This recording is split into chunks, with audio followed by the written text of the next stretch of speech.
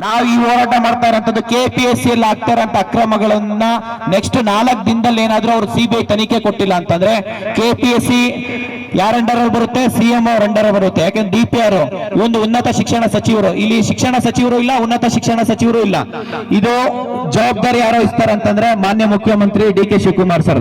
4 ದಿನದಲ್ಲಿ ಅವ್ರೇನಾದ್ರೂ ಈ ಎಲ್ಲಾ ಸಮಸ್ಯೆಗಳ ಸ್ಪಂದಿಸಿಲ್ಲ ಅಂತಂದ್ರೆ ಇಡೀ ರಾಜ್ಯಾದ್ಯಂತ ಹೋರಾಟ ಮಾಡ್ತೀವಿ. ಕೆಪಿಎಸ್ಸಿ ಅಲ್ಲಿ ಆಗ್ತಾ ಇರೋಂಥ ಅಕ್ರಮಗಳನ್ನ ಸಿಬಿಐ ತನಿಖೆ ಕೊಡಬೇಕು, ಸಿಬಿಐ ತನಿಖೆ ಕೊಡಬೇಕು. ಅಲ್ಲಿರೋಂಥ ಮೆಂಬರ್ಸ್ ಇರ್ಬೋದು, ಚೇರ್ಮನ್ ಇರ್ಬೋದು, ಅಧಿಕಾರಿಗಳು ಇರ್ಬೋದು, ರಾಜಕೀಯ ವ್ಯಕ್ತಿಗಳು ಯಾರೇ ಇದ್ರೂ ಅವರಿಗೆ ಕಠಿಣ ಕ್ರಮ ಆಗ್ಬೇಕು ಅಂತ ಹೇಳ್ಬಿಟ್ಟು ಈ ಮುಖಾಂತರ ಮನವಿ ಮಾಡ್ಕೊಂತೀವಿ ಸರ್.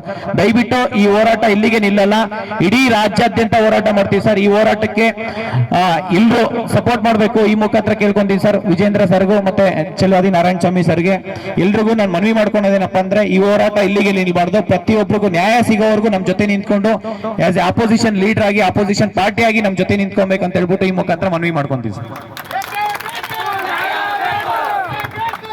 ನಮ್ಮನ್ನೆಲ್ಲ ಉದ್ದೇಶಿಸಿ ಚೆಲುವಾದಿ ನಾರಾಯಣ ಸ್ವಾಮಿ ಸರ್ ಒಂಚೂರು ಮಾತಾಡ್ತಾರೆ ಪ್ಲೀಸ್.